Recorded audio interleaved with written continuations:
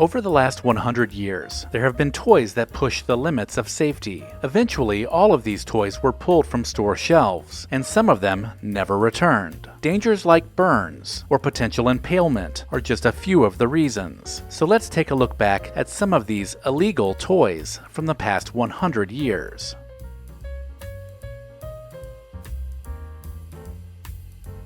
In the 1920s, the Gilbert glass blowing set was marketed as an educational kit, allowing children to create their own glass objects at home. While it was intended to foster an interest in science, the set included real glass rods and an alcohol-fueled burner, requiring kids to work with extreme heat. With no protective gear provided, burns were inevitable. The lack of safety precautions made this an accident waiting to happen, as children were expected to handle molten glass with little to no guidance. Eventually, the hazards outweighed the educational value, and the set was discontinued.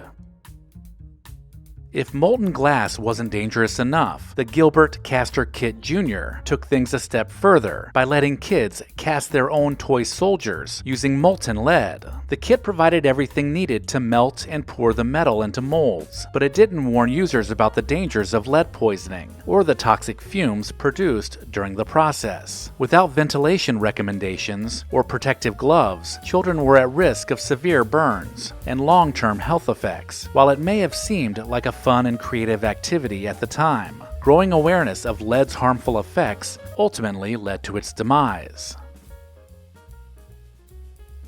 By 1950, America was fascinated with nuclear energy, and the Gilbert Atomic Energy Lab reflected that enthusiasm, though in hindsight, it's hard to believe this was ever sold as a toy. The kit featured real uranium ore samples, a Geiger counter, and a cloud chamber, allowing kids to conduct their own atomic experiments. While it was designed to educate young minds about nuclear science, it also exposed them to radiation, with little understanding of the risks. Between the safety concerns and its high price tag, the lab set was pulled from shelves within a year, cementing its place in history as one of the most hazardous educational toys ever produced.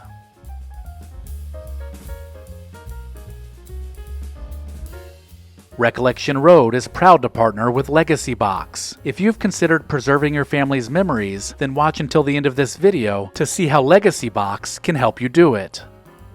In the 1960s, Mattel introduced the Thingmaker Creepy Crawlers, a toy that let kids create rubbery insects and creatures using liquid plastic goop. The concept was creative, but the execution was risky. The molds used to shape the creatures were heated to nearly 400 degrees, making burns a serious concern. To make matters worse, the process emitted strong chemical fumes, which weren't exactly safe to inhale. Early versions of the toy had no protective covers or temperature controls, leading to countless injuries. Later models introduced safety improvements, but the original design remains a cautionary tale of how little thought was given to child safety in decades past. Few toys have caused as much controversy as lawn darts, a game that involved throwing heavy metal-tipped darts toward plastic rings on the ground. While it may have seemed like innocent backyard fun, the sharp, weighted ends turned them into deadly projectiles. Tragically, several children were killed when darts struck them in the head, leading to an outright ban in 1988. Even though safer versions with blunt tips were later introduced, the original lawn darts remains one of the most infamous banned toys of all time. In the early 1990s, Rollerblade Barbie was released with an exciting new feature. Her skates could spark when rolled on hard surfaces. Unfortunately, those sparks weren't just for show. They were created using real flint, the same material used in cigarette lighters. Parents quickly raised concerns about the potential fire hazard, as kids could unknowingly ignite flammable materials while playing. Reports of minor burns and safety risks eventually led to the toy's removal from stores. It was a case of innovation gone wrong, proving that just because something looks cool doesn't mean it's safe for children.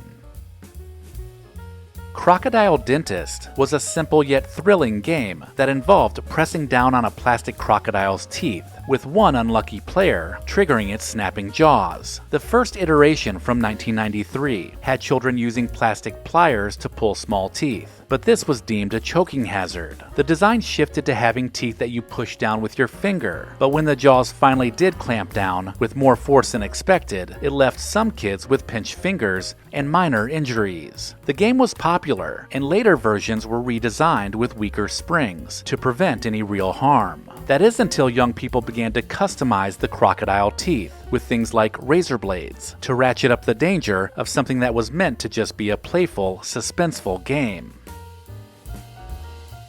Slip and slides have been a summer staple for decades, but in 1993, a serious safety warning emerged. While they were designed for children, many teens and adults joined in on the fun, only to suffer severe neck and spinal injuries when they hit the ground too hard. The issue was that the slides weren't built to support the weight of older users, leading to dangerous accidents. Some victims were permanently paralyzed, prompting a recall and new warning labels. Though slip and slides are still sold today, they now come with guidelines on who should and shouldn't use them. The Snacktime Kid Cabbage Patch doll from 1997 was meant to be an interactive experience, allowing kids to feed it plastic snacks that would disappear into a motorized mouth. However, the doll had no safety stop mechanism, meaning anything that got too close, including fingers and hair, could get stuck in its relentless chewing motion. Parents quickly reported incidents of the doll trapping children's fingers and refusing to let go. After multiple complaints and injuries, it was pulled from shelves, marking one of the most bizarre toy recalls of the decade. The Nestle Magic Ball was a chocolate sphere containing a small plastic toy inside, making for an exciting surprise treat in 1997. Unfortunately, it was also a major choking hazard, especially for young children who might not realize there was a non-edible object inside. U.S. regulations prohibit food from containing embedded toys, leading to an immediate ban. The product was eventually reworked into the Wonder Ball, which replaced the toy with edible candy inside. While it may have been a fun concept, safety concerns ensured that the original version would never return to store shelves. Skydancer flying dolls looked magical in commercials. Kids would pull a string, launching the winged dolls into the air as they gradually spun back down. In reality, they were wildly unpredictable, often soaring off course and crashing into unsuspecting children. Reports of eye injuries, broken teeth, and even concussions led to a massive recall in 2000. Over 8 million units were pulled from shelves, making it one of the largest toy recalls of its time.